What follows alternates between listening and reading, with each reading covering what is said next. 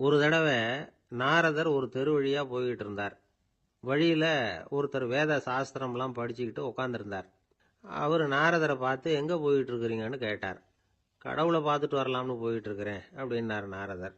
அப்படின்னா அவர்கிட்ட எனக்கு எப்போ முக்தி கிடைக்கும்னு கேட்டுட்டு வாங்களேன் அப்படின்னார் இவர். சரி, கேட்டு வரேன் அப்படின்னு சொல்லிவிட்டு நாரதர் நடந்தார். கொஞ்ச தூரத்தில் ஒரு மரத்தடியில் ஒரு தொழிலாளி செருப்பு தைச்சிக்கிட்டு உட்காந்துருந்தார். அந்த ஆளும் அதே மாதிரி கேட்டுக்கிட்டார். எனக்கு எப்போ முக்தி கிடைக்கும்னு கடவுள்கிட்ட கேட்டுக்கிட்டு வாங்களேன்னார்.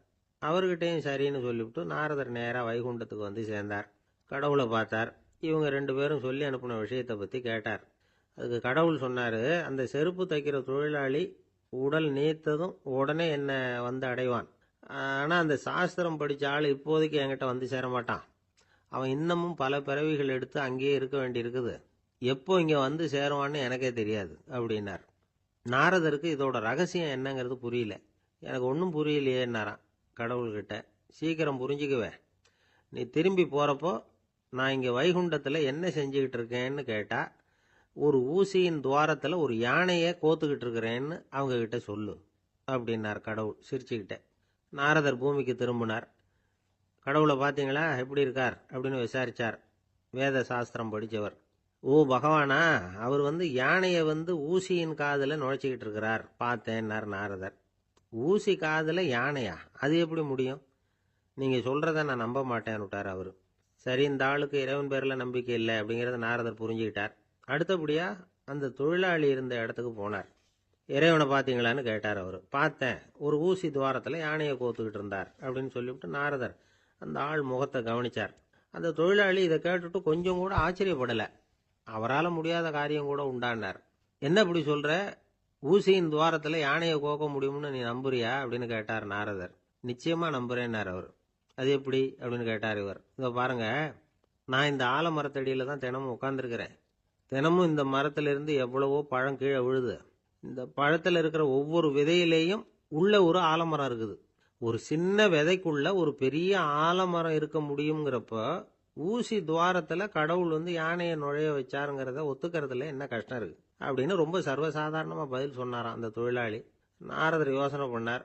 இந்த தொழிலாளி வேத சாஸ்திரங்களையெல்லாம் படிக்கலைன்னா கூட அறிவுபூர்வமாக சிந்திச்சு இறைவனை நம்புகிறான்.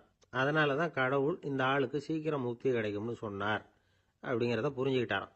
இந்த கதையில் வர்ற கடவுள், நாரதர், வைகுண்டம் இதெல்லாம் ஒரு பக்கம் இருக்கட்டும், ஒரு சின்ன விதைக்குள்ள ஒரு பெரிய ஆலமரம் தூங்கிக்கிட்டு இருக்கு அப்படிங்கிற உண்மை, அந்தரத்தில் 1000 கிரகங்கள் சுற்றிக்கிட்டு இருக்குங்கிற உண்மை, இதெல்லாம் நாம் பார்த்துக்கிட்டு தானே இருக்கிறோம். இந்த உண்மைகள் அதிசயமாக நமக்கு தெரியறதுனால அதை நம்பாமல் இருந்துட முடியாது.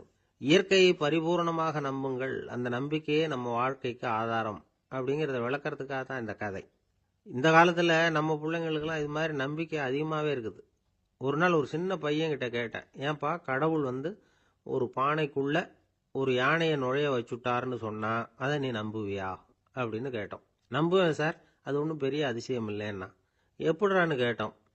எப்படின்னா அந்த பானை அந்த யானையை விட பெருசாக இருந்திருக்கும், அவ்வளவுதான் அப்படின்னு சொல்கிறான். ஒரு பெரியவர் உட்கார்ந்துருக்கிறார். அவரை சுற்றி அவருடைய தோழர்கள் உட்காந்துருக்கிறாங்க.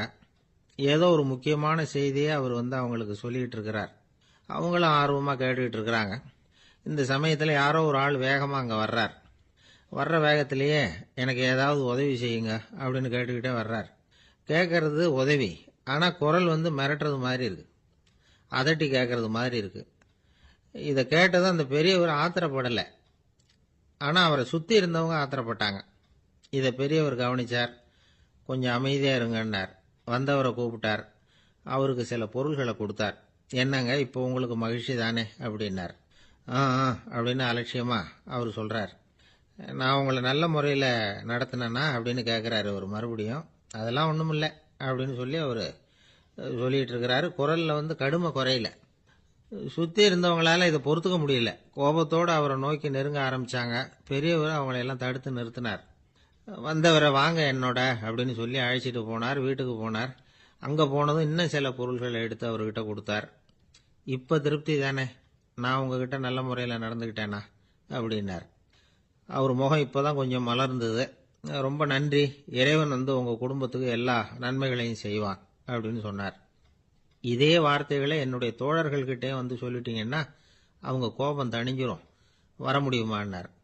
கண்டிப்பாக வர்றேன் அப்படின்னாரு. மறுநாள் காலையில் அந்த இடத்துக்கு வந்தார். அதே மாதிரி சொல்லிவிட்டு அவர் போயிட்டார். தோழர்கள்லாம் ரொம்ப வியப்போடு பெரியவரை பார்த்தாங்க. அந்த பெரியவர் தான் நபிகள் நாயகம். அவர் சொன்னார், ஒருத்தன் ரொம்ப ஆசையாக ஒரு ஒட்டகத்தை வளர்த்துக்கிட்டு வந்தான். ஒரு நாள் அந்த ஒட்டகம் வந்து கயத்தை அறுத்துக்கிட்டு ஓடி போயிட்டுது. அக்கம் பக்கத்தில் இருக்கிறவங்கெல்லாம் அந்த ஒட்டகத்தை பிடிக்கிறதுக்கு முயற்சி பண்ணாங்க.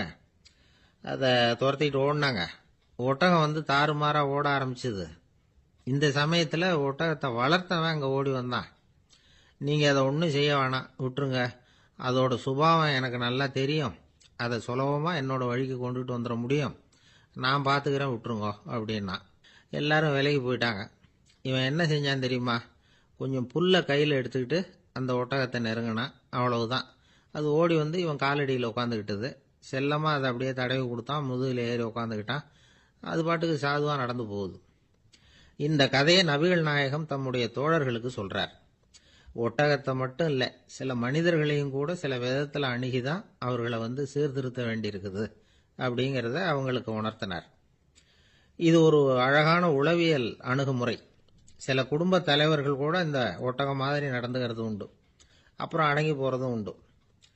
ஒரு குடும்ப தலைவர் காலையில் எழுந்திரிச்சதுலேருந்து சத்தம் போட்டு கத்திக்கிட்டு இருப்பார்.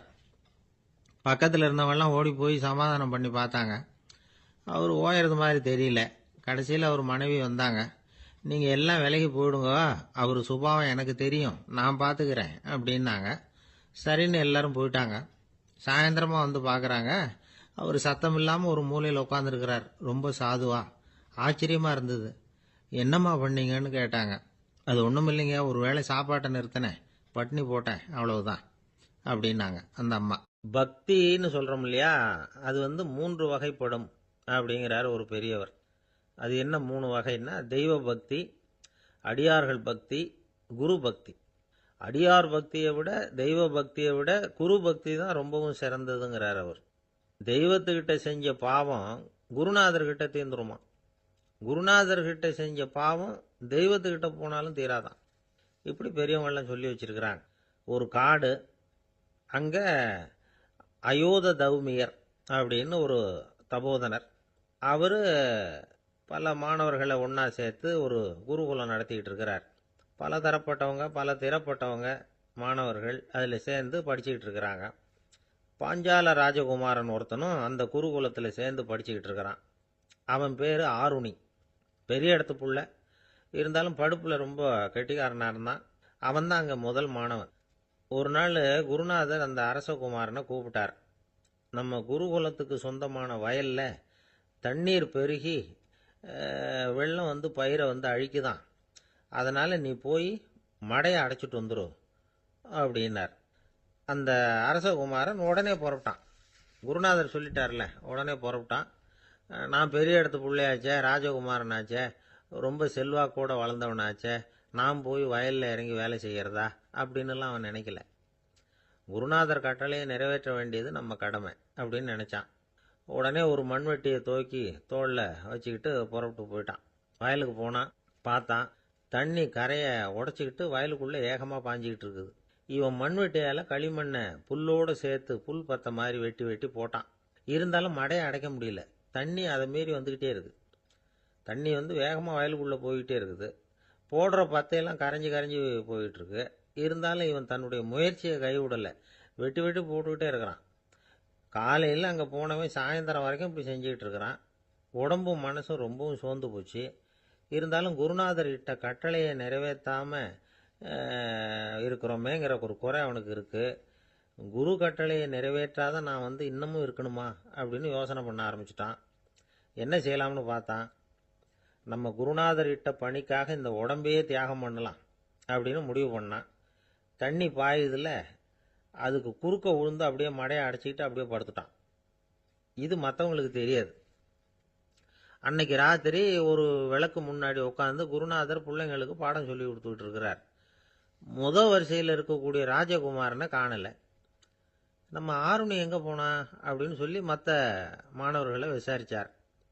இப்போ அவங்க சொன்னாங்க, சுவாமி, அவன் காலையில் வயலுக்கு வந்து மடையை அடைக்கிறதுக்காக போனான், நீங்கள் தான் போக சொன்னீங்க, இன்னும் திரும்பி வரல, அப்படின்னு அவர் பையன். குருநாதர் உடனே ஒரு தீவெட்டி எடுத்துக்கிட்டு மாணவர்களை அழைச்சிக்கிட்டு வயலுக்கு போனார். அங்கே போய் பார்த்தா ஆளை காணும்.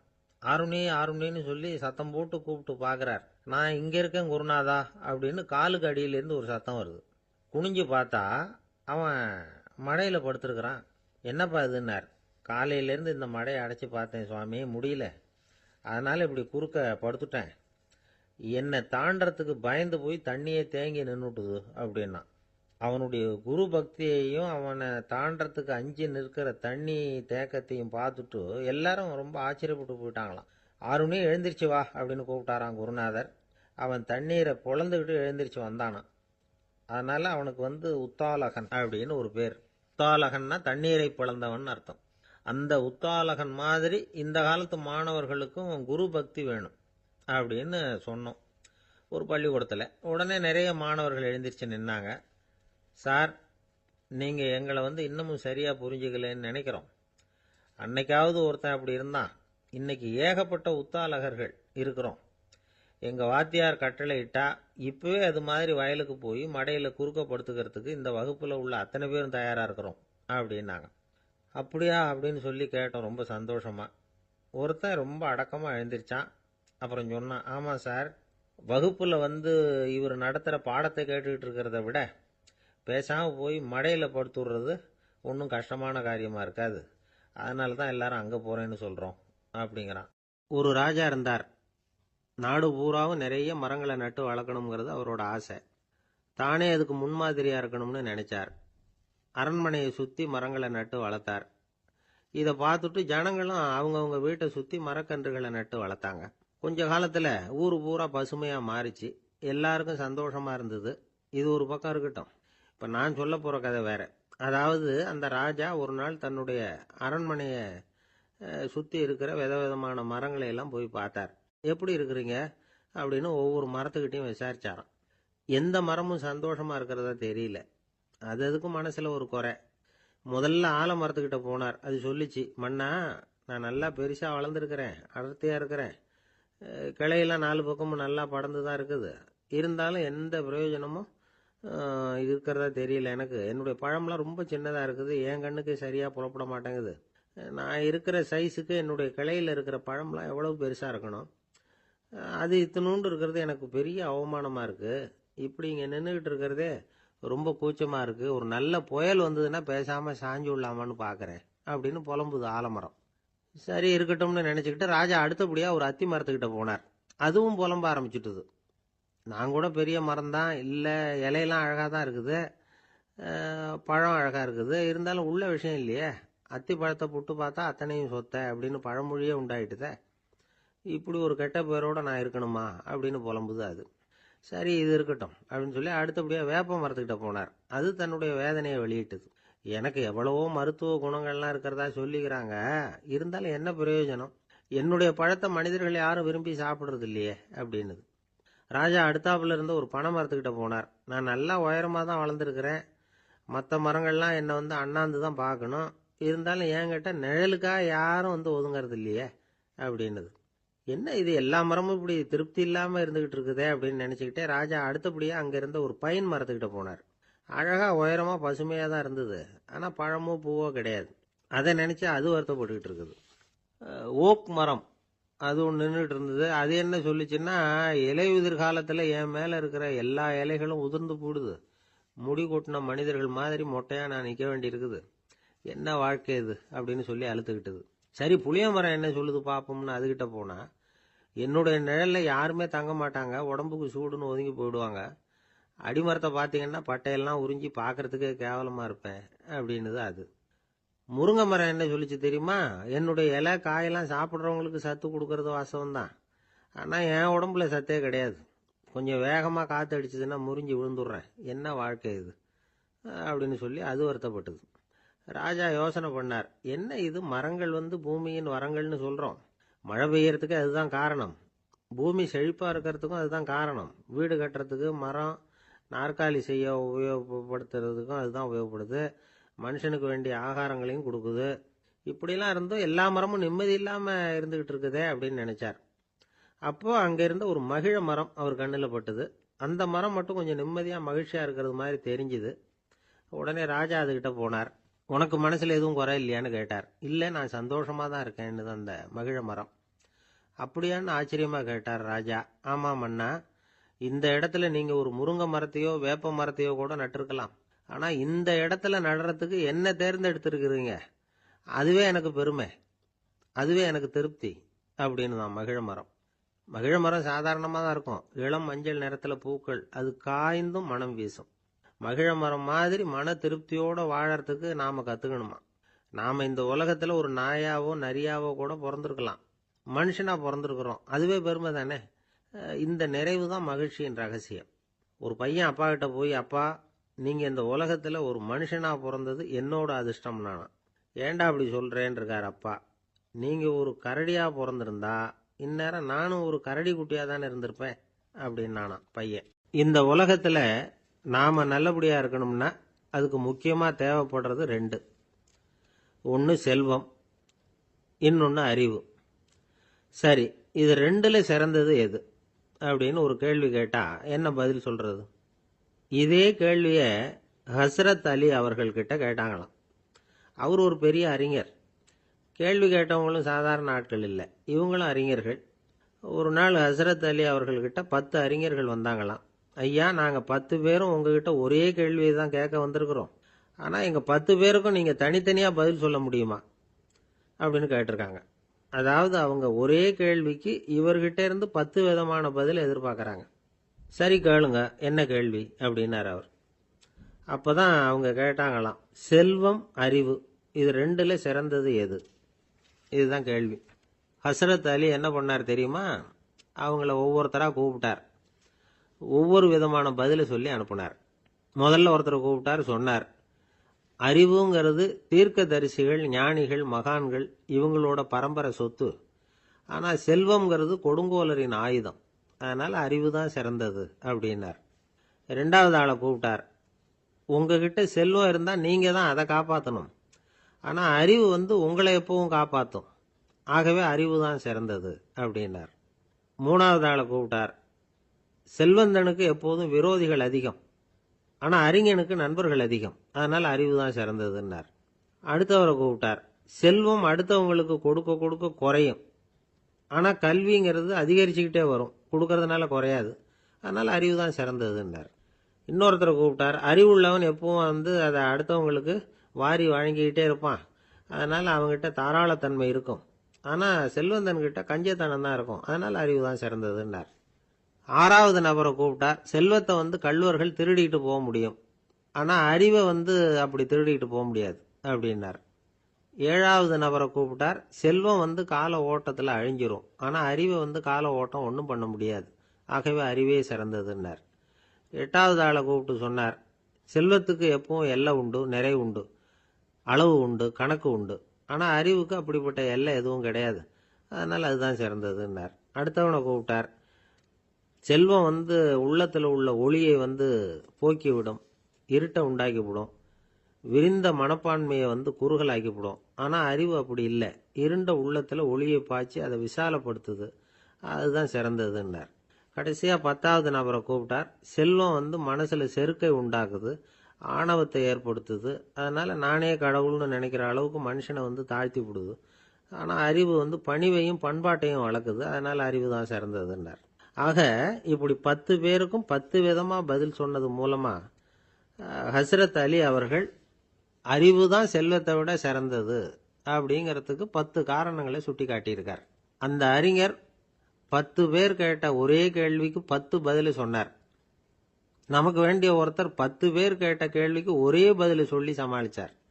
கேள்வி என்ன தெரியுமா? என்கிட்ட வாங்கின கடனை எப்பயா திருப்பி கொடுக்க போற? இதுதான் அந்த 10 பேரும் கேட்ட ஒரே கேள்வி. இந்த மாதம் 26ஆம் தேதி தந்துடுறேன் அப்படிங்கிற ஒரே பதில் சொல்லி அவ்வளவு பேரையும் இவர் அனுப்பி வச்சுட்டாராம். எல்லாரும் போனதுக்கு அப்புறம் இவரை தனியாக கூப்பிட்டு கேட்டிருக்கிறாங்க. அது என்ன சார் கணக்கு, 26ஆம் தேதி அன்னைக்கு என்ன அதிசயம் நடக்க போகுது அப்படின்னு கேட்டிருக்காங்க. அதிசயம் அன்னைக்கு இல்லை, அதுக்கு முத நாளே நடக்க போகுதுன்னாராம். விவரமாக சொல்லுங்கன்னு இருக்காங்க. வேற ஒன்றும் இல்லைங்க, 26ஆம் தேதி தானே எல்லாரையும் வர சொல்லியிருக்கிறேன், அதுக்கு முத நாளே நான் புறப்பட்டு தலைமறைவாயிட போகிறேன் அப்படின்னாராம். ரொம்ப பெருமையாக ஒரு இலக்கிய கூட்டம் ஏற்பாடு பண்ணியிருக்கிறோம். நீங்கள் அவசியம் வந்து அதில் பேசணும் அப்படின்னு கேட்டுக்கிட்டார் ஒருத்தர். வேணாங்க, 4 பேருக்கு முன்னாடி வந்து நிற்கிறதுனா எனக்கு ரொம்ப கூச்சமாக இருக்கும் அப்படின்னாரு இவர். ஏன் சார் இன்னமும் குழந்த மாதிரி கூச்சப்படுறீங்களே அப்படின்னார் அவர் ஒரு மாதிரியாக சமாளித்து அனுப்பி வச்சுட்டு அதுக்கப்புறம் அதை பற்றி இவர் யோசித்து பார்த்துருக்கார். சில நிபுணர்கள் எழுதியிருக்கிறத படித்தும் பார்த்துருக்கிறார். மனோதத்துவ நிபுணர்கள் என்ன சொல்கிறாங்க தெரியுமா? 10லேருந்து 20% குழந்தைகள் பிறக்கிறப்பவே கூச்ச சுபாவம் கொண்டதாக தான் இருக்குதான். ஒரு தாத்தா தன்னோட பேர பிள்ளைய ஆசையாக கூப்பிடுறார் விளையாட்டு காட்ட, அதை அழுதுகிட்டு ஓடி போகுது. ஒரு அம்மா தன்னோட பிள்ளைய பள்ளிக்கூடத்தில் சேர்க்கறதுக்காக கூப்பிட்டுக்கிட்டு போகிறாங்க. அந்த புள்ள அம்மாவோட முந்தானையில் ஒளிஞ்சிக்கிட்டு வெளில வரமாட்டேங்குது. இவங்களெல்லாம் எப்படி சமாளிக்கிறது? குழந்தைகளோட கூச்ச சுபாவத்தை போக்குறது எப்படி? இதுக்கு நிபுணர்கள் சில யோசனைகளை சொல்லியிருக்கிறாங்க. மற்றவங்களுக்கு முன்னாடி என் பையனுக்கு கூச்சம் ரொம்ப அதிகம் சார், மற்றவங்க பார்த்தா ரொம்ப வெக்கப்படுறான், இப்படி சொல்கிற அப்பாக்கள் உண்டு. என் பையன் புது மனுஷால பார்த்தா அட்டையாக ஒட்டிக்குவான் சார் அப்படின்னு சொல்கிற அப்பாக்களும் உண்டு. இப்படிலாம் குழந்தைகளுக்கு வந்து முத்திரை குத்துறது ரொம்ப தப்பான்.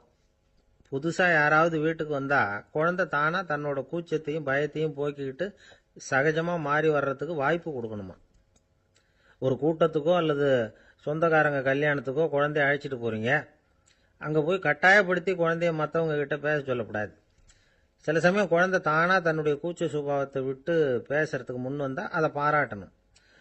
குழந்தை கலகலப்பு இல்லாமல் மௌனமாக இருந்ததுன்னா அதையும் கண்டுக்கக்கூடாது. குழந்தை பேச ஆரம்பித்தா அதை ஆர்வத்தோடு கவனிக்க தெரியணும்.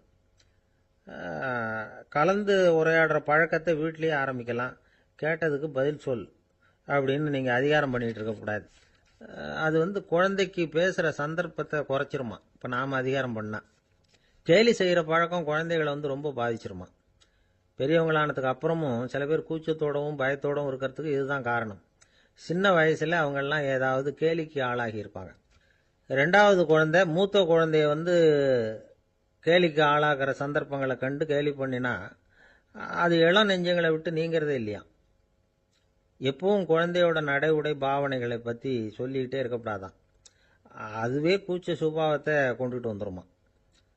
அப்பா எங்கன்னு யாராவது கேட்டால் இது மாதிரி இன்ன காரியத்துக்காக வெளியில் போயிருக்கார், இத்தனை மணிக்கு திரும்பி வருவார் அப்படின்னு சொல்கிற அளவுக்கு குழந்தைகளை வந்து பழக்கப்படுத்தி வைக்கணும். ஃபோன்லேயே யாராவது விசாரித்தா கூட இது மாதிரி பதில் சொல்லு அப்படின்னு சொல்லணும். சின்ன சின்ன மீட்டிங்கில் 4 வார்த்தை பேச தயார் பண்ணலாம். ஒரு கடையிலையோ அல்லது ஹோட்டல்லையோ ஏதாவது விவரம் கேட்கணும்னா உங்கள் குழந்தைய தைரியமாக அனுப்புங்க. குழந்தைகள் பணிவாகவும் பொறுமையாகவும் விவரம் கேட்குறப்போ கூச்ச சுபாவம் தானாக போயிடும். சின்ன வயசுலேயே இப்படிலாம் பழக்கப்படுத்தினாதான் வருங்காலத்தில் தைரியமாக இந்த சமுதாயத்தில் வாழ முடியும். இல்லைன்னா 60 வயசுலேயும் அடுப்பங்கரையை விட்டு வெளில வர்றதுக்கு கூச்சப்பட்டுக்கிட்டு தான் இருக்க வேண்டியிருக்கும். இந்த காலத்து பிள்ளைங்க எவ்வளவோ பரவாயில்ல, எதுக்கும் தயங்குறதில்ல, கூச்சப்படுறதில்ல. ஒரு அம்மா அடுப்பங்கரையிலேருந்து சத்தம் போட்டாங்க, டேய் ராமு, தயவு பண்ணி அந்த டிவியை நிறுத்துறா, அந்த பெண்ணோட குரல் மகா மோசம், அடுப்பங்கரையில் இருக்கிற என்னாலேயே அதை சகிச்சிக்க முடியல அப்படின்னாங்களாம். உடனே பையன் கொஞ்சம் கூட தயங்காமல் பதில் சொல்கிறான், அம்மா இந்த குரல் டிவியிலேருந்து வரல, எதிர்த்த விட்டு மாமி தான் இங்கே வந்திருக்கிறாங்க, அவங்க தான் இப்போ என்னோட பேசிக்கிட்டு இருக்கிறாங்க அப்படின்னானா. கங்கை கரை தோட்டம் பக்கத்தில் ஒரு ஆசிரமம், அங்கே ஒரு பெரியவர் தங்கியிருக்கிறார். அவர் தான் ராமகிருஷ்ண பரமஹம்சர். அந்த ஆசிரமம் இருந்த இடம் கரக்பூர். வங்காளத்தில் பொதுவாக எல்லாரும் மீன் சாப்பிட்றது உண்டு. கங்கையில் குளிச்சுட்டு கையில் ஒரு மீனோடு வர்றது வழக்கம். இவர் இருக்கிற இடத்துக்கு கங்கையில் படகு வழியாக வரணும். அப்படி தான் எல்லாரும் வருவாங்க. வர்றவங்கள ஒன்று கூட்டி ஆன்மீக விஷயங்களை பற்றி பேசிக்கிட்டு இருப்பார். ஒவ்வொரு நாள் ஒவ்வொருத்தர் நகரத்துக்கு போகணும், வரும்பொழுது மீன் கொண்டுகிட்டு வரணும். அதுக்கு ஒரு அட்டவணையே உண்டு ஆசிரமத்தில். அது பிரகாரம் ஒரு நாள் சுவாமி யோகானந்தர் படகுல போனார். படகை செலுத்தினவங்க ராமகிருஷ்ணரையும் சுவாமி யோகானந்தரையும் மற்றவங்களையும் பித்தர்கள் அப்படின்னு சொல்லி ஏளனமாக பேசினாங்க. அவங்க என்ன பைத்தியம் பிடிச்சவங்க அப்படிங்கிறது மாதிரி. சுவாமி யோகானந்தருக்கு ரொம்ப மென்மையான இதயம். இவங்க இப்படி கண்ணாபின்னான்னு பேசுகிறத பார்த்தா மீனை வாங்கிட்டு திரும்புகிறப்போ என்ன நடக்குமோ அப்படிங்கிற பயம் வேற வந்துட்டுது அவருக்கு. அவ்வளவு மென்மையானவர். இதை தெரிஞ்சுக்கிட்ட ராமகிருஷ்ணர், யோகானந்தா இங்கே வா அப்படின்னு கூப்பிட்டார். இவர் கண்ணீரை தொடச்சிக்கிட்டே கிட்ட போனார். சொன்னார், ஐயா, படகு ஓட்டுறவங்க உங்களை பற்றி மோசமாக பேசுகிறாங்க. என்ன திட்டினா பரவாயில்ல, ஆனால் உங்களை அவங்க திட்டுறாங்க, அதை என்னால் தாங்கிக்க முடியல அப்படின்னார். இதை கேட்டது ராமகிருஷ்ணருக்கு கோபம் வந்துட்டுதான். என்னது, உன்னுடைய குருவை பத்தி அவங்க மோசமா பேசும்பொழுது நீ சும்மா இருந்தியா? வெளியில போ அப்படின்னு விட்டார். குரு நிந்தனை செய்யறப்போ அதை கேட்டுக்கிட்டு சும்மா இருக்கலாமா? குரு நிந்தனையை கேட்டா பாவம் இல்லையா? என்னை தூற்றும் போது அவங்க பாவம் செய்யறாங்க. அதை கேட்டுக்கிட்டு நீ சும்மா இருந்தா நீயும் பாவம் செய்யற அப்படின்னாராம். அடுத்த நாள் சுவாமி நிரஞ்சனானந்தர் போக வேண்டிய நாள். இவர் படகுல போகும்பொழுதும் அதே மாதிரி நடந்துதான். அவங்க மோசமா பேச ஆரம்பிச்சாங்க, திட்ட ஆரம்பிச்சாங்க. அப்படி கேலி பண்ண ஒருத்தனை இவர் என்ன பண்ணார், பலாருன்னு கன்னத்தில் அரைஞ்சுட்டார். இன்னொருத்தனை கங்கையில் தூக்கி எறியறதுக்கும் தயாராகிட்டார். அதுக்கப்புறம் அவங்க யாரும் வாயை திறக்கல. மீன் வாங்கிட்டு வர்றப்பவும் படகுல ஒரே அமைதி. அவ்வளவு பயம் அவங்களுக்கு.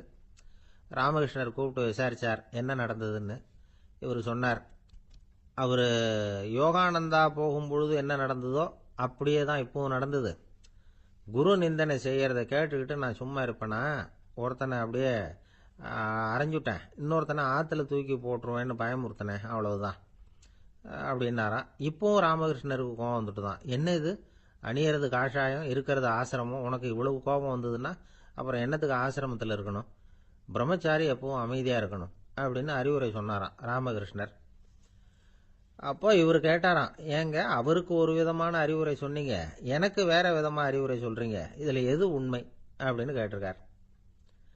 இதுக்கு ராமகிருஷ்ணர் சொன்ன பதில் என்னன்னா, அட அசடே, சக்கரத்தில் காற்று அதிகமாக இருந்தால் குறைக்கணும், குறைச்சலாக இருந்தால் கூட்டணும். அவன் சாது, அவனுக்கு அதிக உணர்ச்சி தேவை, உனக்கு படபடப்பு அதிகம், உனக்கு பொறுமை தேவை அப்படின்னாராம். இதில் உள்ள கருத்து என்னன்னா, கல்விங்கிறது எப்படின்னா அதை சூழ்நிலைக்கு தகுந்த மாதிரி கற்பிக்கணும். எல்லாருக்கும் ஒரே மாதிரி கற்பிக்கக்கூடாது. கேட்குற ஒரு தகுதி, புரிஞ்சுக்கிற திறமை, இதை பொறுத்து கல்வி அமையணும். ஆரம்ப காலத்தில் ஒரு குரு, அப்போ ஒரு சீடன் இருந்தான். அது வேடிக்கையான குரு, வேடிக்கையான சீடன். ஒரு ஆசிரமம். ஒரு நாள் ஒருத்தன் அவசரமாக அந்த குருவை தேடி வந்திருக்கிறான். என்ன விஷயம்னு விசாரிச்சார் குரு. உங்கள் சீடர் என்னை அடிச்சுட்டார் அப்படின்னு புகார் பண்ணானா அந்த ஆள். குரு சீடனை கூப்பிட்டார். அடிச்சியா இந்த ஆளை அப்படின்னு கேட்டாராம். ஆமான் இருக்கான் சீடன். ஏன் அடிச்சே அப்படின்னு கேட்டாராம். இந்த ஆள் உங்களை பற்றி மட்டமாக பேசிவிட்டான், என்னால் அதை தாங்கிக்க முடியல, அதனால தான் அடிச்சுட்டேன்ருக்கான். அப்படி என்ன பேசினா அப்படின்னு கேட்டாராம். உன்னுடைய குருநாதர் இப்பெல்லாம் அர்த்தமில்லாமல் பேச ஆரம்பிச்சுட்டார் அப்படின்னு சொல்லிவிட்டான், அதனால தான் அடிச்சுட்டேன் அப்படின்னானா. அதுக்காக அடிச்சே அப்படின்னாராம். நான் அதுக்காக அடிக்கல குருவே, இப்பெல்லாம் நீங்கள் அர்த்தம் இல்லாமல் பேசுறதாக அவன் சொல்கிறான், அப்படின்னா இதுவரைக்கும் நீங்கள் அர்த்தத்தோடு பேசினதாகத்தானே அர்த்தம், அது தப்பு தானே, அதனால தான் அடித்தேன் அப்படின்னானா. துருக்மேனியாவில் அஷ்காபாத் அப்படின்னு ஒரு நகரத்தில் ஒரு புவியியல் விஞ்ஞானி இருந்தார். அவர் ஒரு நாய்க்குட்டி வளர்த்தார். ஒரு நாள் முன்னிரவு நேரம் ஒரு மேஜைக்கு முன்னாடி உட்காந்து அந்த விஞ்ஞானி ஏதோ கணக்கு போட்டுக்கிட்டு இருக்கிறார். அவருக்கு ஒரு சின்ன பெண் குழந்தை, அது தொட்டிலில் தூங்கிட்டு இருக்குது. அந்த நாய்க்குட்டியும் ஒரு மூலையில் படுத்து அது பாட்டுக்கு தூங்கிட்டு இருந்தது. ஒரே அமைதி. அந்த நேரத்தில் திடீர்னு அந்த நாய்க்குட்டி துள்ளி எழுந்திரிச்சது. நேராக குழந்தைகிட்ட ஓடிச்சு. அந்த குழந்தைய அது போட்டிருந்த ட்ரெஸ்ஸோடு சேர்த்து கவ்வி தூக்குச்சு. தூக்கிக்கிட்டு வாசல் பக்கம் ஓடிச்சு. நாய்க்குட்டி குழந்தைய கவ்வி தூக்க முடியுமாங்கிற சந்தேகம் உங்களுக்கு இல்லையா? நீங்கள் நம்மூர் நாய்க்குட்டியவே பார்த்து பழக்கப்பட்டிருக்கீங்க, அதனால் நம்புறதுக்கு சிரமமாக இருக்கும். அந்த ஊர்ல எல்லாம் அது ரொம்ப ஸ்ட்ராங்காக இருக்கும், ஒரு ஏதோ கண்ணுக்குட்டி மாதிரி இருக்கும். விஞ்ஞானி அதை பார்த்துட்டார். உடனே அந்த நாய்க்கு வெறி பிடிச்சிட்டுதுன்னு முடிவு பண்ணிட்டு தன்னோட கை துப்பாக்கி எடுத்துக்கிட்டு ஓடி வந்தார். அவர் வெளியில் நாய்க்குட்டி எங்கே அப்படின்னு பார்த்து தேடுறார். அந்த நேரத்தில் அந்த வீடு இடிஞ்சு விழுது. காரணம் பூமி அதிர்ச்சி. இப்படி பூமி அதிர்ச்சி உண்டாக போகுதுங்கிறது அந்த நாய்க்குட்டிக்கு முன்னாடியே தெரிஞ்சு போச்சு. அதுதான் குழந்தைய தூக்கிட்டு வெளியில் ஓடி வந்திருக்குது. அது மூலமாக அந்த குடும்பத்தையே காப்பாற்றி இருக்குது அந்த நாய்க்குட்டி. இந்த சம்பவம் நடக்கிறதுக்கு 3 நாளைக்கு முன்னாடியே சில பிராணிகளுக்கு இப்படி நடக்க போகுதுங்கிறது தெரிஞ்சிருக்குதான். ஆமாம், அந்த நகரத்தில் 3 நாளைக்கு முன்னாடியே பாம்பு, பல்லி இதெல்லாம் அது தங்கியிருந்த வலையை விட்டு வெளியில் ஓடி வந்துட்டுது. அதே மாதிரி அங்கே இருந்த புறாவெல்லாம் பறந்து போயிடுச்சான். இதே மாதிரி யுகோஸ்லோவியாவில் கூட ஒரு நகரம், அங்கே ஒரு நாள் ராத்திரி ஒரு மிருக காட்சி சாலையில் திடீர்னு ஒரு பெரிய கலவரம், கூச்சல், குழப்பம். அங்கே இருந்த கழுதை, புலி, யானை, பறவை எல்லாம் கண்ணாபின்னான்னு கத்த ஆரம்பிச்சுட்டுது. நேர் யானை அதுக்குன்னு போடப்பட்டிருந்த தடுப்பையே தாண்டி குதிச்சு வெளியில் வந்துட்டு தான். மறுநாள் தான் எல்லாருக்கும் விஷயம் புரிஞ்சுது. அடுத்த நாள் காலையில் அங்கே பூமி அதிர்ச்சி உண்டாயிட்டுது. இப்போ பாருங்க, அதாவது மனுஷனை போய் தீர்க்கதரிசி அது இதுன்னு சொல்லிட்டு இருக்கிறோம். இவனை விட அது பரவாயில்லைன்னு தோணுது. அதாவது மிருகங்கள் ஒன்று நடக்க போகுதுங்கிறத முன்னாடியே புரிஞ்சுக்குதே. சரி, இதெல்லாம் எப்படி அது முன்கூட்டி புரிஞ்சுக்குது? அதுதான் படைப்பு ரகசியம். அதை கண்டுபிடிக்கிறதுக்கு தான் மனுஷன் வந்து ஆராய்ச்சி பண்ணிட்டு இருக்கிறான். விஞ்ஞானிகளோட ஆராய்ச்சியெல்லாம் ஒரு பக்கம் இருக்கட்டும், வீட்டுக்குள்ளேயே சில ஆராய்ச்சி பண்ணி பாருங்களேன். இப்போ சில யோசனை சொல்லி அதை சோதனை பண்ணி பாருங்க அப்படின்னு ஒருத்தர் சொன்னாராம்.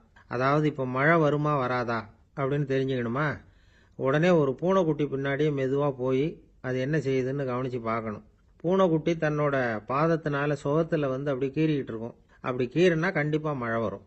சில சமயம் பூனைக்குட்டி அப்படியே மல்லாந்து படுத்துக்கிட்டு பாதத்தை உயர தூக்கும், அப்படியும் இப்படியும் புரளும். இப்படி செஞ்சதுன்னா அன்னைக்கும் மழை இருக்காது. அதனால முன்னாடி இருந்தது மழை வர்றதுக்கு அறிகுறி, இது மழை இல்லைங்கிறதுக்கு அறிகுறி. பறவைகள் பிராணிகள் இதுகளோட நடவடிக்கைகளை பார்த்துட்டு அதையெல்லாம் அடிப்படையாக வச்சு தான் காலநிலையை கண்டுபிடிக்கிற கருவிகளை கண்டுபிடிச்சிருக்கிறாங்க.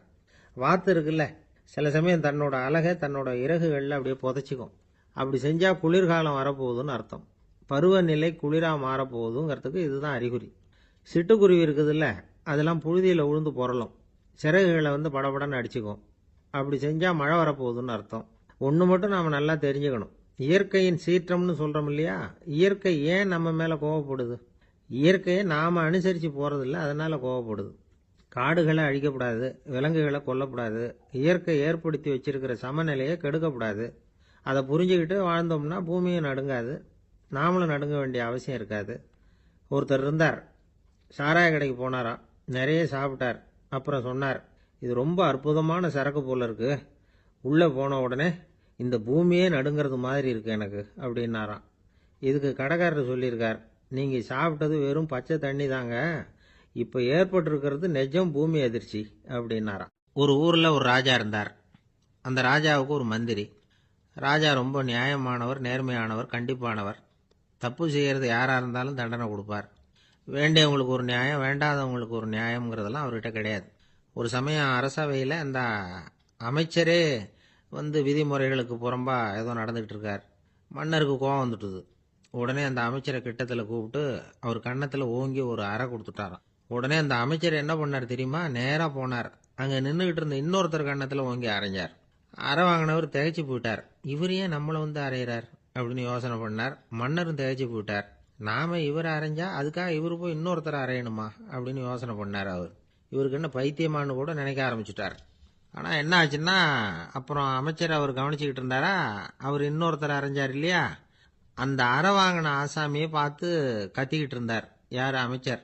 ஏன்பா என்கிட்ட அறையை வாங்கிக்கிட்டு இப்படி விவரம் இல்லாமல் நின்றுட்டு இருக்கிறியே, நான் உனக்கு கொடுத்ததை நீ வேற யாருக்கிட்டையாவது கொடுத்துரு அப்படின்னார். உடனே அந்த ஆள் பார்த்தான், தனக்கு அடுத்தபடியாக நின்றுக்கிட்டு இருந்தவனை ஓங்கி ஒரு அறை அரைஞ்சான். அவன் கன்னத்தை தடவிட்டே யோசனை பண்ணான். இது ஏதோ புரிஞ்சுக்கிட்ட மாதிரி அடுத்தாப்புல நின்றுக்கிட்டு இருந்தவனை அரைஞ்சான். இப்படி இந்த அறை வந்து மாறி மாறி போய்கிட்டே இருக்குது. ஊரு பூரா பிரயாணம் பண்ண ஆரம்பிச்சுட்டுது. அன்னைக்கு ராத்திரி அந்த ராஜா படுக்கிறதுக்காக போனார். அந்த நேரம் பார்த்து அவர் கன்னத்தில் பலார்னு ஒரு அறை விழுந்தது. நம்மளே அரையிறது யாரு அப்படின்னு அதிர்ச்சியோட மன்னர் திரும்பி பார்க்கறாரு. அரைஞ்சது அவரோட மனைவி. என்னாச்சு உனக்குன்னு கத்துனார் ராஜா. உங்களுக்கு தெரியாதா, ஊர் பூரா ஒருத்தர் மாற்றி ஒருத்தர் மூலமாக இந்த அறை வந்து பிரயாணம் பண்ணிட்டு வருது அப்படின்னாங்க அந்த அம்மா. அப்படின்னா ஆரம்பித்த இடத்துக்கே வந்துட்டுதா அப்படின்னாராம் மன்னர். என்ன சொல்கிறீங்கன்னு கேட்டிருக்காங்க. இவர் விவரத்தை சொன்னாராம். அப்படின்னா நீங்கள் ஆரம்பித்து வச்ச இந்த விளையாட்டை நான் முடிச்சு வச்சுட்டேன் அப்படின்னாங்களாம் அந்த அம்மா.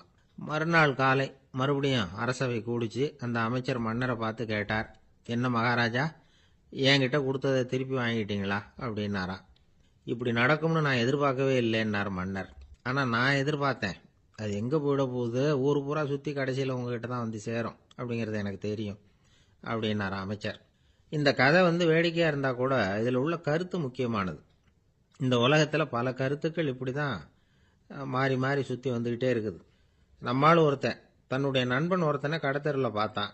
உடனே ஓடி போய் பலார்னு ஒரு அறை கொடுத்தானா. அவன் கன்னத்தை தடவிட்டு ஏன்டா என்ன அரைஞ்சேன்னு கேட்டிருக்கான். நீ ஏன்டா என்ன முட்டாள்னு என் மனைவிட்ட போய் சொன்னேன் அப்படின்ட்டுருக்கான் அவன். உன்னை ஒரு முட்டாள்னு சொன்னதுக்காகவா நீ என்ன அரைஞ்ச அப்படின்னு கேட்டிருக்கான் இவன். டேய், நான் அதுக்காக அறையலப்பா, அது ஒரு பெரிய ரகசியம் நான் முட்டாளுங்கிறது. அந்த ரகசியத்தை நீ வந்து ஏன் எங்கள் வீட்டில் போய் சொன்னேன், அதுக்காக தான் அரைஞ்சேன் அப்படின்னானா அவன். ஐயா, உங்கள் பேரை தொடர்ந்து தினம் கேட்டுக்கிட்டு இருக்கிறேன் அப்படின்னார் ஒருத்தர். தொடர்ந்து கேட்குறீங்களே, உங்களுக்கு காது வலிக்கலையா அப்படின்னு கேட்டோம். பேசுற உங்களுக்கே வாய் வலிக்கல அப்படிங்கிறப்போ கேட்குற எங்களுக்கு எப்படி காது வலிக்கும் அப்படின்னார். நம்ம உடம்புல ஒரு அதிசயம் என்ன தெரியுமா? ரொம்ப நேரம் நாம நடக்கிறோம்னு வச்சுக்கோங்க, கால் வலிக்கும். ரொம்ப நேரம் வேலை செஞ்சா கை வலிக்கும், உடம்பு வலிக்கும். ரொம்ப நேரம் பார்த்துக்கிட்டே இருந்தா கண்ணு வலிக்கும். ரொம்ப நேரம் பேசிக்கிட்டே இருந்தா வாய் கூட வலிக்கும். ஆனா ரொம்ப நேரம் கேட்டுக்கிட்டே இருக்கிறதுனால காது வலிக்கிறது இல்லை. அதனால கேட்கறதுக்கு முக்கியத்துவம் கொடுத்தாங்க நம்ம பெரியவங்க. திருவள்ளுவர் தேவையில்லாம வார்த்தைகளை உபயோகப்படுத்த மாட்டார். ஒரு திருக்குறள்னு எடுத்துக்கிட்டாவே அதுல மொத்தம் 7 வார்த்தைகள், அவ்வளவுதான். அப்படி 7 வார்த்தைகள் மட்டுமே உள்ள ஒரு திருக்குறள்ல வள்ளுவர் ஒரே வார்த்தையை 5 தடவை உபயோகப்படுத்தியிருக்கிறார், திரும்ப திரும்ப பயன்படுத்தி இருக்கிறார். அப்படின்னா அதை எந்த அளவுக்கு வலியுறுத்தி சொல்றார் அப்படிங்கிறத நாம புரிஞ்சுக்கணும். அது என்ன குறள்? செல்வத்துள் செல்வம் செவிச்செல்வம், அச்செல்வம் செல்வத்துள் எல்லாம் தலை. செவிச்செல்வம்ங்கிறது அவ்வளவு முக்கியமானது. கற்றலின் கேட்டல் நன்று. அதிகம் கேட்கணுங்கிறதுக்காகத்தான் எவ்வளவு கேட்டாலும் காது வலிக்கிறது இல்லை. குறைச்சலா பேசணும், அதிகமா கேட்கணும். இன்னொரு விஷயம் கவனிங்க. நம்ம உடம்புல கண்ணுக்கு மூடி இருக்குது, எதையாவது நாம பார்க்க விரும்பலன்னா உடனே கண்ணை மூடிக்கலாம். நம்ம வாய்க்கு மூடி இருக்குது, பேச விருப்பம் இல்லையா, வாயை மூடிக்கலாம். மூக்குக்கு கூட மூடிக்கிற வசதி இருக்குது, எதையாவது முகர விருப்பம் இல்லையா, மூச்சை அடக்கிக்கலாம். ஆனா பாருங்க, காதுக்கு மூடி கிடையாது. அதை கையால தான் மூட முடியும். யார் என்ன சொன்னாலும் அது நல்லதோ கெட்டதோ காதுல விழுந்துக்கிட்டு தான் இருக்கும். அறிவு தான் நல்ல விஷயங்களை எடுத்துக்கிட்டு கெட்ட விஷயங்களை விட்டுடணும். நல்ல கருத்துக்கள் நம்ம காதுல நிறைய விழுந்துகிட்டே இருக்கணும். அதை கேட்டு நாம நல்லபடியா வாழணுங்கிறது தான் படைப்பின் விருப்பம். ஆன்மீகவாதிகள் கூட ஒன்று சொல்லுவாங்க. அதாவது, ஆன்மீக பாதையில நீங்க முன்னேறணும்னா முதல்ல சிரவணம் செய்யணும்பாங்க. அதாவது பெரியவங்க சொல்ற நல்ல கருத்துக்களை கேட்கணும் அப்படின்னு அதுக்கு அர்த்தம். அதனால யாரு நல்ல கருத்துக்களை சொன்னாலும் அதை காது கொடுத்து கேளுங்க. இவ்வளவு கருத்துக்களையும் நம்ம நேயர் ஒருத்தர்கிட்ட சொல்லிட்டு இருந்தோம். அவரும் சரி சரின்னு தலையாடிக்கிட்டே இருந்தார். அப்புறம் சொன்னார், நீங்க சொல்றது சரிதான் சார், காதுக்கு மூடி இல்லைங்கிறது ரொம்ப சரி. அதனால தான் உங்க தகவல் கூட நாங்க விரும்புறோமோ இல்லையோ தினம் காதில் விழுந்துகிட்டு இருக்குது அப்படின்னார். எங்களுக்கு ரொம்ப பெருமையா இருந்தது. அப்படியா அப்படின்னோம். ஆனாலும் என்ன மாதிரி சில பேர் நீங்க தகவல் சொல்ற சமயத்துல காதுல மூடி இல்லையேன்னு சொல்லி கவலைப்படுறதில்ல சார் அப்படின்னார். ஏன்னு கேட்டோம். காதை மூடுறதுக்கு தானே வசதி இல்லை, ரேடியோவை மூடுறதுக்கு வசதி இருக்குதுல்ல, அதனால டக்குன்னு அதை மூடி வச்சிருவோம் அப்படின்னார். வங்க நாவலாசிரியர் சரத் சந்திரர் ஒரு நண்பர் அவர்கிட்ட வந்தார். வழக்கமா எல்லா எழுத்தாளர்கள்கிட்டையும் கேட்கிற ஒரு கேள்வியை கேட்டார். நீங்க எழுத்துத்துறைக்கு வந்தது எப்படி? இதுதான் கேள்வி. அதை தெரிஞ்சு என்ன பிரயோஜனம்னார் சரத் சந்திரர். சும்மா சொல்லுங்களேன், தெரிஞ்சுக்கிறேன் அப்படின்னார் வந்தவர். சரி சொல்றேன்னு ஆரம்பிச்சார். நான் ரங்கூன்ல வேலை பார்த்துக்கிட்டு இருந்தேன். சம்பளம் பத்தல. வேலையும் பார்த்துக்கிட்டு ஒரு பலசரக்கு கடை வைக்கலாம்னு நினைச்சேன்.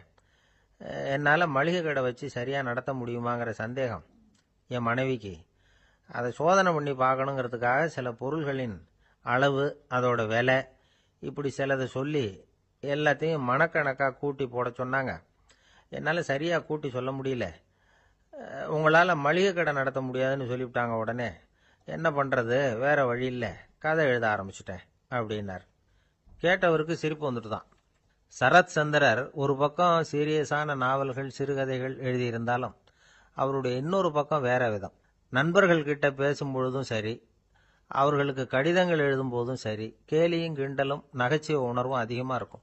காந்திஜி ஒரு சமயம் கல்கத்தாவுக்கு வந்திருந்தார். தேசபக்தர்கள் பல பேர் அவர்கிட்ட பேசிக்கிட்டு இருந்தாங்க. அப்போ சரத் சந்திரரும் அங்க இருந்தார். கிரண் சங்கர் ராய் அப்படிங்கிறவரும் அங்க இருந்தார். அவர் சொன்னாராம், காந்திஜியோட பழகிய முதல் வங்காளி நான் தான். போயர் யுத்த காலத்துல இவர் லண்டனுக்கு வந்திருந்தப்போ என்கிட்ட தான் வங்காள மொழி கத்துக்கிட்டார் அப்படின்னாராம். உடனே சரத் சந்திரர் காந்திஜியை பார்த்து, இவர் உங்களுக்கு வங்காள மொழி கத்து கொடுத்தது உண்மைதானா அப்படின்னாராம். ஆமான்னாராம் காந்தி. அதனால தான் உங்களால வங்காள மொழி கத்துக்க முடியல அப்படின்னாராம். எல்லாரும் சிரிச்சாங்களாம். சரத் சந்திரர் சாம்தாபேர் அப்படிங்கிற கிராமத்துல தங்கியிருந்தார் ஒரு இலக்கிய நிகழ்ச்சியில கலந்துக்கிறதுக்காக. அதுக்காக ஒரு கல்கத்தாவுக்கு போக வேண்டிய சூழ்நிலை. அதுக்காக புறப்பட்டார். அந்த சமயத்துல பின்னாடி இருந்து யாரோ அவரை கூப்பிட்டாங்க. இப்படி கூப்பிட்டவரை பார்த்து இன்னொருத்தர் யாரோ அதட்டி இருக்கிறாங்க. போகிறவரை ஏன் இப்படி கூப்பிடுறீங்க அப்படின்னு. ஏன் கூப்பிட்டா என்னன்னு கேட்டிருக்கார் சரத் சந்திரர்.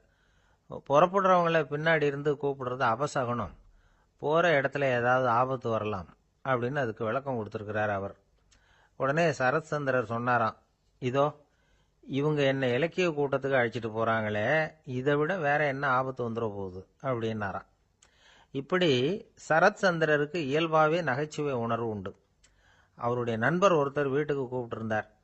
அங்கே ஒரு கச்சேரிக்கு ஏற்பாடு பண்ணியிருந்தாங்க. சரத்சந்திரருக்கு இயல்பாகவே கச்சேரியில் நீண்ட ஆலோசனையெல்லாம் கேட்கறதுக்கு பொறுமை இருக்காது.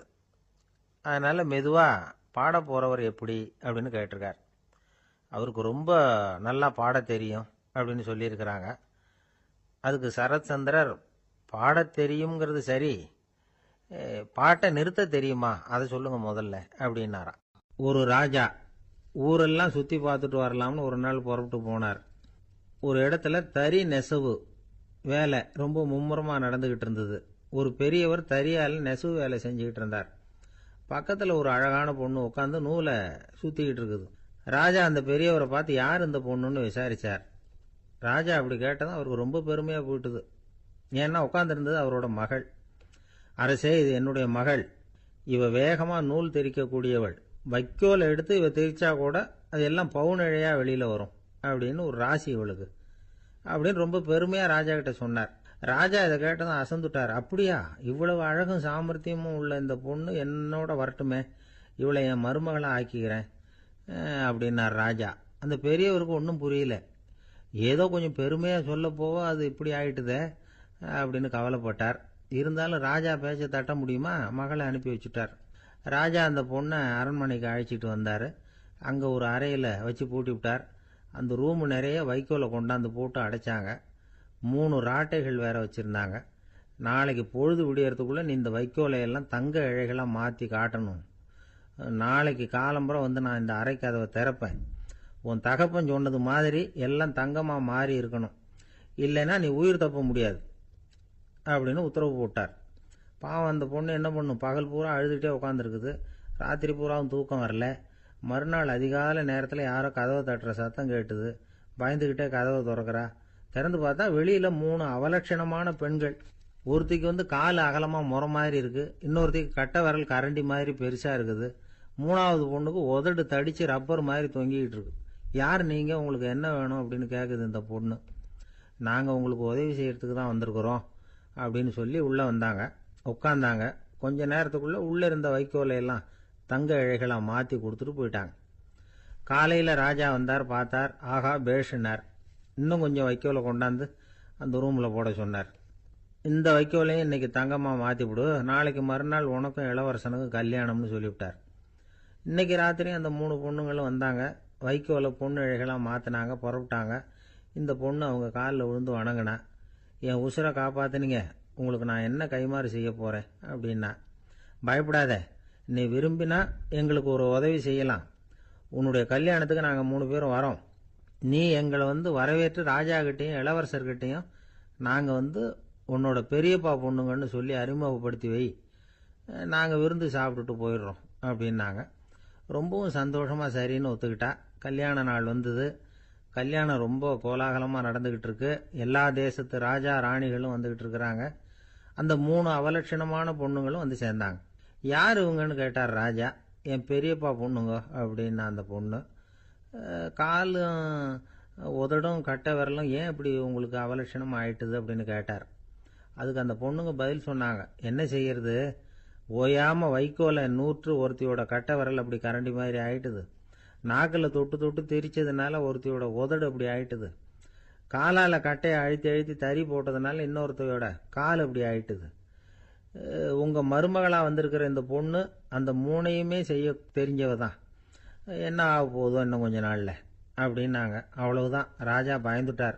அம்மா, இன்னையிலேருந்து நீ இளவரசனின் மனைவி. நீ எப்பவும் அழகாக இருக்கணும். அதனால் நீ இனிமேல் வைக்கோலை திரிக்கவே கூடாது அப்படின்னு உத்தரவு போட்டார். அவளை இக்கட்டான சூழ்நிலையிலிருந்து காப்பாற்றின அந்த 3 பொண்ணுங்களும் சந்தோஷமாக திரும்பி போயிட்டாங்களாம். சுவாமி சின்மயானந்தர் இந்த கதையை சொல்லியிருக்கிறார்.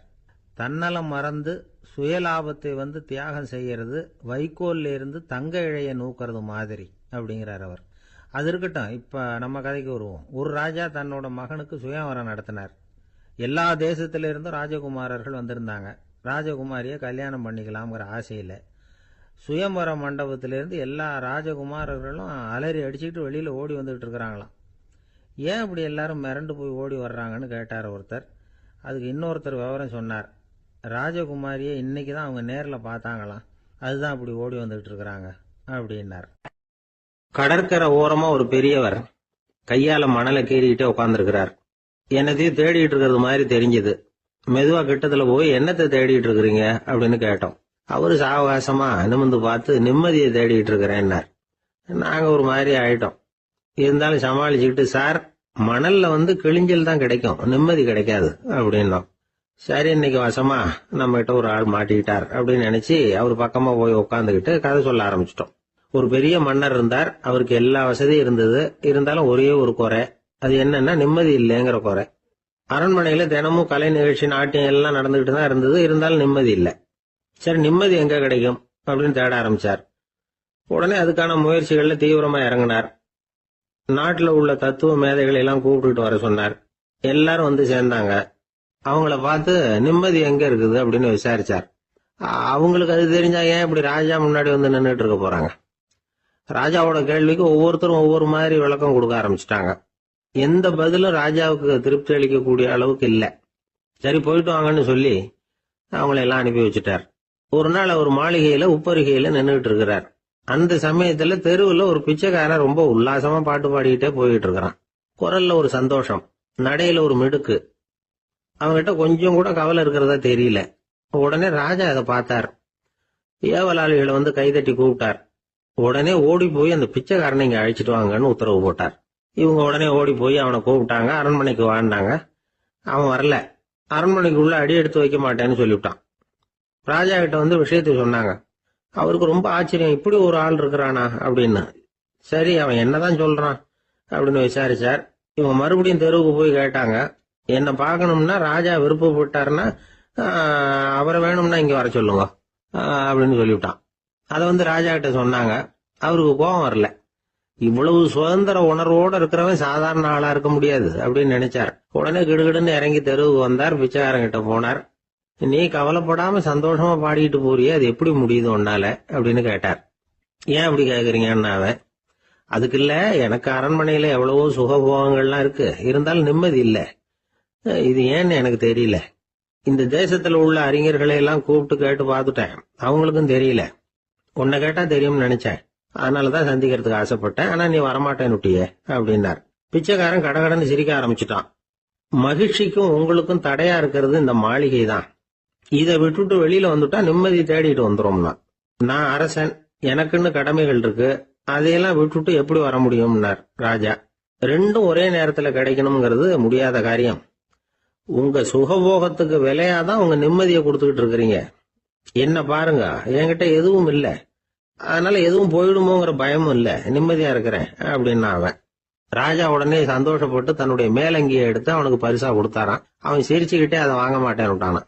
இதை நீங்க எனக்கு கொடுக்கறதுனால எந்த பயனும் இல்ல, அதே நேரத்துல அதை வாங்கிட்டேன்னா அடுத்த வினாடியிலிருந்து அதை எப்படி காப்பாத்துறதுங்கிற கவலை எனக்கு சேர்ந்துரும். அப்புறம் தூக்கம் வராது, நிம்மதி போயிடும் அப்படின்னானா. சொல்லிவிட்டு அவன் பாட்டுக்கு சந்தோஷமா பாடிட்டே போயிட்டான். நிம்மதி எங்க இருக்குங்கிறதையும் ராஜா தெரிஞ்சுக்கிட்டார். அந்த இடத்துக்கு தன்னால போக முடியாதுங்கிறதையும் அவர் புரிஞ்சுக்கிட்டார். இப்படி இந்த கதைய அந்த கடற்கரையில மணலை கீறிக்கிட்டே உட்கார்ந்துருந்தார அந்த பெரியவர்கிட்ட சொல்லி முடிச்சோம். அவர் முகத்துல ஒரு தெளிவு தெரிஞ்சது. எங்களை நிமிர்ந்து பார்த்தார். ரொம்ப நன்றிங்க, இப்ப எனக்கு தெரிஞ்சு போச்சு. நிம்மதி வேணும்னா அதுக்கு என்ன பண்ணணும்னு இப்ப நல்லா புரிஞ்சுக்கிட்டேன் அப்படின்னார். என்ன புரிஞ்சுக்கிட்டீங்கன்னு கேட்டோம். இனிமே இந்த பக்கம் வந்தா உங்க கண்ணுல படாத இடமா பார்த்து உட்காரணும்னு புரிஞ்சுக்கிட்டேன் அப்படின்னார். ஜெருசலேம், அங்க உள்ள ஒரு தேவாலயம். அதுல உள்ள பலிபீடத்தின் முன்னாடி ஒரு பெட்டி உண்டு. அது காணிக்கை பெட்டி. ஆலயத்துக்கு வர்றவங்க பிரார்த்தனை பண்ணிவிட்டு திரும்பி போற சமயத்துல அந்த பெட்டியில காணிக்கை போடுவாங்க. அவங்களால எவ்வளவு முடியுமோ அவ்வளவு போடுறது வழக்கம். அவங்க வசதிக்கு தகுந்த மாதிரி போடுவாங்க. வசதி உள்ளவங்களா இருந்தாலும் சரி, வசதியே இல்லாத வறியவர்களா இருந்தாலும் சரி, ஆலய காணிக்கை பெட்டியில காசு போடுறது அவங்களுக்கு ரொம்ப பெருமையான ஒரு செயல். ஒரு சமயம் இயேசு தம்முடைய சீடர்களோடு அந்த ஆலயத்துக்கு வர்றார். அங்க உட்காந்து ரொம்ப நேரம் வழிபாடு பண்ணிட்டு இருக்கிறார். சீடர்களும் அந்த ஜபத்தில் கலந்துக்கிட்டாங்க. வழிபாடு முடிஞ்சுது. இயேசு உட்கார்ந்துருக்கிறார். காணிக்கை பெட்டியில் காசு போடுறவங்கள கவனிக்கிறார். சீடர்களும் அதையே கவனிச்சுக்கிட்டு இருக்கிறாங்க. ரொம்ப பேர் வரிசையாக வந்தாங்க. அவங்களால முடிஞ்ச அளவுக்கு காசு போட்டுட்டு அவங்க பாட்டுக்கு போய்கிட்டு இருக்கிறாங்க. வசதியானவங்க நிறைய பேர் வந்தாங்க. அதுக்கு மத்தியில் வயசான ஒரு அம்மா, அவங்களும் வந்து காசு போட்டுட்டு போகிறாங்க. இப்போ இயேசு தன்னுடைய சீடர்கள் பக்கம் திரும்பினார். ஒரு கேள்வி கேட்டார். இப்போ இந்த காணிக்கை பெட்டியில் நிறைய பேர் வந்து காசு போட்டுட்டு போகிறத நீங்கள் கவனிச்சிங்க. இன்னைக்கு இந்த காணிக்கை பெட்டியில் ரொம்பவும் அதிகமாக காசு போட்டது யார் அப்படின்னு கேட்டார். முதல்ல வந்தார ஒரு பெரிய மனுஷன், அவர் தான் அதிகமாக போட்டார் அப்படின்னாரு ஒருத்தர். மூணாவதா வந்தவர் தான் அதிகமாக போட்டார், நான் கவனிச்சேன் அப்படின்னாரு இன்னொருத்தர். இப்படி ஆளுக்கு ஒரு விதமாக சொல்கிறாங்க. கடைசியாக இயேசு சொன்னாராம், இன்றைக்கு அந்த பெட்டியில் அதிகமாக காசு போட்டவங்க அந்த வயசான அம்மா தான் அப்படின்னாராம். சீடர்களுக்கு ஒன்றும் புரியல. அந்த அம்மா ரொம்பவும் ஏழையாச்சே, அவங்க எப்படி அதிகமாக காணிக்கை செலுத்த முடியும் அப்படிங்கிறது அவங்க சந்தேகம். இயேசு விளக்குனார். நிறைய பேர் வந்தாங்க, நிறையவே காசுகள் போட்டாங்க, அது உண்மைதான். ஆனால் அந்த அம்மா என்ன பண்ணாங்க கவனிச்சிங்களா? வந்தாங்க, தன்னுடைய காசு பையை திறந்தாங்க, அப்படியே கொட்டுனாங்க. அதில் இருந்தது 2 காசுகள் தான். அந்த 2 காசும் காணிக்கை பெட்டியில் விழுந்துட்டுது. மற்றவங்கள்லாம் தங்கள்கிட்ட இருந்த செல்வத்தின் ஒரு சிறு பகுதியை எடுத்து பெட்டியில் போட்டாங்க. ஆனால் இந்த அம்மா தன்கிட்ட என்ன இருந்ததோ அதை அப்படியே போட்டுட்டாங்க. தன்னுடைய பிழைப்புக்காக வச்சிருந்த அவ்வளவையும் இழக்கிறதுக்கு தயாராயிட்டாங்க. அவ்வளவு தாராள மனசு அவங்களுக்கு. அதனால அவங்க செலுத்தின காணிக்கை தான் அளவில் அதிகம் அப்படின்னார். விலை மதிப்பில்லாத முத்து புதையல் ஒருத்தனுக்கு கிடைக்க போகுதுன்னு வச்சுக்கோங்க. அதன் மதிப்பை உணர்ந்தவன் என்ன பண்ணுவான்? அதை அடையறதுக்காக தன்கிட்ட இருக்கிற எதையும் கொடுக்கறதுக்கு தயாரா இருப்பான் இல்லையா? அது மாதிரிதான் இதுவும் அப்படின்னார். உலக மதிப்பீடுகளை துரும்பா தூசியா மதிச்சு அதையெல்லாம் உதறி விடுகிறவன் இறையருள் அப்படிங்கிற இணையில்லாத செல்வத்தை பெறுகிறான் அப்படிங்கிறது இதுல உள்ள கருத்து. இறைவனுக்காக இழப்பதுன்னா துன்பப்படுகிறவர்களுக்காக, ஏழைகளுக்காக, ஏதுமற்றவர்களுக்காக இழப்பது அப்படின்னு அர்த்தம். உங்கள் அயலானுக்கு நீங்கள் என்ன உதவி செய்தாலும் அதை எனக்கே செய்கிறீர்கள் அப்படின்னு இயேசு சொல்லியிருக்கிறார். அடுத்தவங்களுக்கு உதவணுங்கிற குணம் இன்னைக்கு ரொம்ப குறைஞ்சி போச்சு. ஒருத்தன் வாழைப்பழத்தோல் வழுக்கி கீழே விழுந்துட்டான். பக்கத்தில் இருந்த நண்பன் உடனே அவனை தூக்கிக்கிட்டு போய் ஆஸ்பத்திரியில் சேர்த்துட்டான். அதுக்கப்புறம் சொன்னான், நீ அந்த வாழைப்பழத்தோலில் காலை வைக்க போகிறத முன்னாடியே நான் கவனிச்சுட்டேன் அப்படின்னு நானா. அப்படின்னா அப்போவே நீ எனக்கு உதவி செஞ்சிருக்கலாமே அப்படின்னானா அவன். நான் டாக்டருக்கு உதவலாம்னு நினச்சிட்டேன் அப்படின்னா இவன். காசி மாநகரத்தை பிரம்மதத்தன் அப்படிங்கிற ராஜா ஆட்சி பண்ணிட்டு வந்தார். அவர் ஒவ்வொரு வருஷமும் ஒரு திருவிழா நடத்துறது வழக்கம். எல்லா தேசத்திலிருந்தும் எல்லா வகையான ஜனங்களும் அதில் வந்து கலந்துக்குவாங்க. ஒரு சமயம் அது மாதிரி விழா நடந்துக்கிட்டு இருந்தது. வைகுண்டத்திலிருந்து தேவலோகத்திலிருந்து நிறைய தேவகுமாரர்கள்லாம் காசி நகருக்கு அப்போது வந்திருந்தாங்க. அதில் முக்கியமாக ஒரு 4 தேவகுமாரர்கள். அந்த 4 பேரையும் சுற்றி ஏகப்பட்ட கூட்டம். அப்படி என்ன விசேஷம் அவங்கக்கிட்ட அப்படின்னா, மற்றவங்களை விட அவங்க முகம் அழகாக இருந்ததா அப்படி பார்த்தா அப்படியும் இல்லை. அவங்க அணிஞ்சிருந்த மலர் மாலைகள் தான் அதுக்கு காரணமா. அந்த மலர்கள்லேருந்து அப்படி ஒரு அபூர்வமான நறுமணம். இதுக்கு முன்னாடி இப்படி ஒரு நறுமணத்தை அந்த ஊர் ஜனங்க அனுபவிச்சதே இல்லை. அதுதான் அந்த 4 பேரையும் சுற்றி கூட்டம். எல்லாரும் கேள்வி கேட்க ஆரம்பித்தாங்க. உடனே அந்த 4 தேவகுமாரர்களும் எல்லாருக்கும் தெரியும்படியாக வானத்தில் எழும்பி கொஞ்சம் உயரமாக நின்றுக்கிட்டாங்க. கீழே நின்றுக்கிட்டு இருந்த அரசன்லேருந்து ஆண்டி வரைக்கும் ஒருத்தர் பாக்கி இல்லாமல் ஒரே குரலில் எல்லாரும் அவங்கள பார்த்து, எங்களுக்கும் இது மாதிரி மாலையை போட்டுக்கணும்னு ஆசையாக இருக்குது, அதுக்கு நீங்கள் தான் அருள் பண்ணணும் அப்படின்னு கேட்டுக்கிட்டாங்க. மாலை போட்டுக்கிறதுனா எல்லாருக்கும் ஆசையாக தானே இருக்கும். அந்த 4 தேவகுமாரர்களில் ஒருத்தர் புத்தர் பிரான். அவர் சொன்னார், பூலோகவாசிகளே, நான் சொல்கிறத கொஞ்சம் பொறுமையாக கேளுங்க. கக்காரு அப்படிங்கிற கற்பக விருஷத்தின் மலர்களால் தொடுக்கப்பட்டது இந்த மாலை. இதுக்கு நிறைய சக்தி உண்டு. எந்த காலமும் இது வாடாது, வாசனையும் குறையாது. ஆனால் இதை அணிந்து கொள்றதுக்கு சில தகுதிகள் தேவை அப்படின்னார். என்ன தகுதி அது சொல்லுங்களேன் அப்படின்னு ஏக காலத்தில் எல்லாரும் சத்தம் போட்டாங்க. தீய இயல்புகள் உள்ளவங்க, இழிந்த சிந்தனை, இழிந்த செயல் உள்ளவங்க இந்த மாலையை அணிய முடியாது அப்படின்னார். அவ்வளோதான். கூட்டத்தில் சத்தம் போட்டவங்கள்லாம் மெதுவாக அப்படி அடங்க ஆரம்பிச்சிட்டாங்க. இன்னொரு தேவகுமாரன் சொன்னார், அடுத்தவங்க பொருளை அபகரிக்காதவன், அடுத்தவங்களுக்கு கெடுதல் பண்ணக்கூடிய பொய் பேசாதவன், பேராசையினால கெட்ட வழியில பொருள் ஈட்ட நினைக்காதவன் இந்த மாலையை போட்டுக்கலாம் அப்படின்னார். கூட்டத்திலிருந்து யாரும் முன்னுக்கு வரல. ஒரே ஒரு ராஜகுரு மட்டும் கொஞ்சம் முன்னாடி வந்தார். பெரியவர், படித்தவர் அவர். எனக்கு தகுதி இருக்குது அந்த மாலையை போட்டுக்கிறதுக்கு அப்படின்னார். வேற ஒன்றும் இல்லை, பொய் சொல்லியாவது அந்த மாலையை வாங்கிக்குவோமே அப்படின்னு முடிவு பண்ணிட்டார் அவர். அவ்வளவுதான், மாலையை வாங்கிட்டார். அடுத்த தேவகுமாரன் பேசினார். யாருக்கு திடமான அறிவும் மனமும் இருக்குதோ, யாருக்கு நல்ல காரியங்களில் அசையாத ஈடுபாடு இருக்குதோ, நல்ல அரிய பொருள்களை தனியாக தான் மட்டும் அனுபவிக்க விரும்பாதவர் யாரோ அவர் முன்னாடி வந்து இந்த மாலையை வாங்கிக்கலாம் அப்படின்னார். அந்த தகுதியும் எனக்கு இருக்குன்னார் ராஜகுரு. மாலையை வாங்கி போட்டுக்கிட்டார். இன்னொரு ராஜகுமாரன் பேச ஆரம்பித்தார். அறநெறியில் செல்வம் சேர்க்கணும், ஆடம்பர பொருள்களுக்கு அடிமையாகக்கூடாது, வெற்றி அடைஞ்சாலும் கர்வம் வரக்கூடாது, அப்படிப்பட்டவங்க இந்த மாலையை போட்டுக்கலாம்னார். துணிஞ்சு பொய் சொல்லி அதையும் வாங்கி கழுத்தில் போட்டுக்கிட்டார் இந்த ராஜகுரு. இன்னொரு ராஜகுமாரன் சொன்னார். சான்றோர்களை நிந்திக்காதவங்க, புறம் பேசாதவங்க இந்த மாலையை போட்டுக்கலாம்னார். அதையும் வாங்கி போட்டுக்கிட்டார். திருவிழா முடிஞ்சுது, எல்லாரும் திரும்பி போயிட்டாங்க. மறுநாள் ராஜகுரு 4 மாலைகளையும் போட்டுக்கிட்டு ராஜசபைக்கு வரார். வந்தவர் ரொம்ப அவஸ்தையோடு வர்றார். மாலையெல்லாம் வாடி போயிட்டுது, வாசனை எதுவும் கிடையாது. அது மட்டும் இல்லை, அவருக்கு கடுமையான தலைவலி வேற வந்துட்டுது. துடிச்சு போயிட்டார். மாலையை கழட்டவும் முடியல. ஜனங்கள்லாம் அவரை பார்த்து சிரிக்க ஆரம்பிச்சிட்டாங்க. என்னத்துக்கு ஆசைப்படணும், ஏன் இப்படி கஷ்டப்படணும் அப்படின்னு ராஜா பார்த்தார். மறுபடியும் விழாவுக்கு ஏற்பாடு பண்ணினார். தேவகுமாரர்கள்லாம் வந்தாங்க. ராஜகுரு வந்தார். மக்கள் முன்னிலையில் அவங்க காலில் விழுந்தார், மன்னிப்பு கேட்டுக்கிட்டார். இந்த மாலையை போட்டுக்கிற தகுதி எனக்கு இல்லை. தகுதி இல்லாத ஒருத்தன் தகாத தகுதியை பொய் மூலம் பெறணும்னு ஆசைப்படுறாங்களே, அவங்களுக்கெல்லாம் என்னுடைய தண்டனை ஒரு எச்சரிக்கையாக இருக்கட்டும்னார். அதுக்கப்புறம் தேவகுமாரர்கள் அவர் கழுத்தில் இருக்கிற மாலையை கழட்டினாங்களாம். அந்த மாலைகளும் பழையபடி மனம் கொடுக்க ஆரம்பிச்சுட்டு தான். இதுலேருந்து நாம் தெரிஞ்சுக்க வேண்டியது என்னென்னா, நமக்கு தகுதி இல்லாத ஒரு கௌரவம் நம்மக்கிட்ட தானாக வந்தால் கூட அதை தவிர்த்து விடுறது தான் நல்லது. அதுதான் புத்திசாலித்தனம். ஒருத்தர் வந்தார். சார், எங்கள் இலக்கிய மன்ற விழாவுக்கு நீங்கள் தலைமை தாங்கணும்னார். உடனே இவர் சொன்னார், பேச்சாளர், சார், இலக்கியத்தை பற்றி பேசுகிற தகுதி எனக்கு இல்லையே அப்படின்னார். உடனே அவர் கூப்பிட வந்தவர் சொன்னார், அந்த தகுதி உங்களுக்கு இல்லைங்கிறது எங்களுக்கும் தெரியும் சார், அதனால தான் உங்களை தலைமை தாங்க கூப்பிடுறேன் அப்படின்னார். அது சரி, தலைமைன்னா அதுக்கு இவர் என்னதான் அர்த்தம் பண்ணுறாருன்னு தெரியல. ஒருத்தர் குதிரை ரேஸுக்கு போனார். பணம் கட்டினார், தோத்து போயிட்டார். மறுபடியும் போனார், பணம் கட்டினார், தோத்து போனார். அடுத்த தடவையும் பணம் கட்ட போனப்போ அவரை தடுத்து கேட்டோம், ஏன் சார், ஏற்கனவே விட்டது போதாதா, இன்னமும் இருக்கிறத விடணுமா அப்படின்னு கேட்டோம்.